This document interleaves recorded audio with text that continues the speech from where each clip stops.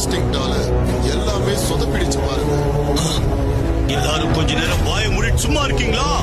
ஏய், இத விடு. நமக்கு இருக்கிற கம்மியான நேரத்துல அல்ட்ரா இன்ஸ்டிங்க வச்சு அவன் என்ன கிழிக்க போறான்.